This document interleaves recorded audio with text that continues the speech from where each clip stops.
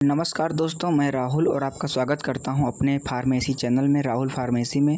दोस्तों, आज की वीडियो में हम आपको बताएंगे कि हाई बीपी में कौन सा ड्रिप लगाना चाहिए, कौन सा ड्रिप नहीं लगाना चाहिए। तो दोस्तों, बेसिकली क्या है कि मेरा वीडियो ग्रामीण क्षेत्र तक लोग देखते हैं। तो जो लोग प्रैक्टिस करते हैं गांव में जो लोग प्रैक्टिस करते हैं, तो क्या है कि वहाँ पे ग्रामीण क्षेत्र के मरीज आते हैं और उनसे कहते हैं कि सर मेरे पास कमज़ोरी लगती है, मेरे को बोतल लगा दीजिए। ठीक है, तो अगर आप गांव में प्रैक्टिस करते हैं, अगर आप एक स्टूडेंट हैं, तो आपको क्या करना चाहिए उस कंडीशन में। ठीक है, तो सबसे पहले मैं आपको बता दूं कि आपको पेशेंट का शुगर लेवल चेक करना है, नॉर्मल है, हाई है, और पेशेंट की बीपी चेक करना है। ठीक है, तो पेशेंट की बीपी चेक करने के बाद में आप उसको लगा सकते हो। अगर बड़ी होगी तब भी ड्रिप लग सकती है। क्या होता है कि जो ग्रामीण क्षेत्र में होते हैं, तो वहाँ के लोग काम ज़्यादा करते हैं, तो उनको डिहाइड्रेशन हो जाता है, पानी की कमी हो जाती है, तो उनको चक्कर आना, कमज़ोरी लगना, इस तरह की दिक्कत बहुत होती हैं।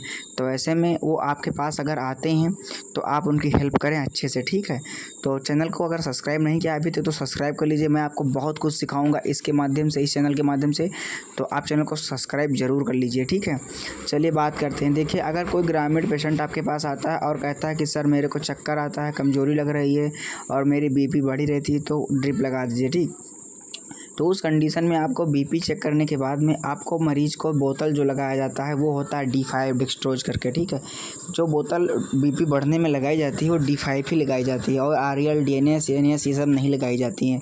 तो D5 बोतल आपको लगाना है पेशेंट को, और पेशेंट से बातें करना, उससे पूछना है कि दिक्कत और क्या क्या दिक्कत है। तो आराम से आपको D5 में IV सेट करके लगा देना है, सिलो चढ़ाना है 1 घंटा में। और पेशेंट को बहुत ज़्यादा गैस बनती है तो पेंटाप IV उसको डायरेक्ट लगा दीजिए। ठीक है, और आपको MBI आता है मल्टीविटामिन, इसको MBI को आपको D5 में डाल देना है पेशेंट के। तो ये पेशेंट को आपको ड्रिप लगाना है। और पेशेंट को बॉडी में दर्द होगा तो आप डायनापार AQ आधा ml डायनापार AQ लगा सकते हो। 1 ml का होता है लेकिन आधा लगाना रहेगा, कमर में IM। ठीक है, तो ये पेशेंट को आप लगा सकते हो और पेशेंट को बता सकते हो कि आपको ड्रिप ये बहुत अच्छे से फ़ायदा करेगी, काम करेगी, आप इसको एक बार और लगवा लेना। ठीक है, तो पेशेंट को ये ड्रिप लगा देना है।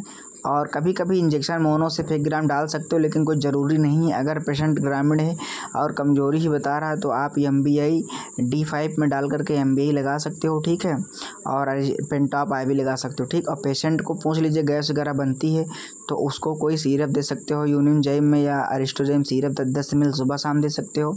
और एक पेशेंट का मल्टीविटामिन कैप्सूल चला सकते हो। ठीक है, तो मल्टीविटामिन में कोई भी कैप्सूल आप पेशेंट को लगातार दे सकते हो।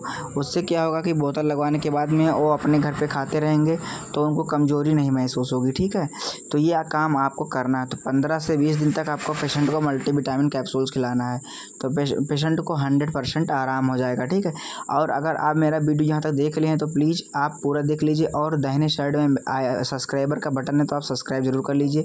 चलिए वीडियो को शुरू करते हैं। तो मैंने बताया है सब जानकारी। ठीक, तो पेशेंट से आप बहुत कम पैसे ले सकते हैं, ज़्यादा पैसे लेने की ज़रूरत नहीं, आराम होगा धीरे धीरे पेशेंट को, तो आपके पास और मरीज़ बढ़ेंगे। ठीक है, तो आई होप दोस्तों, उम्मीद करते हैं वीडियो सीख मिली। अगर सीख मिली तो लाइक करना, कमेंट करना। मिलते हैं नेक्स्ट वीडियो। जय हिंद, वंदे मातरम।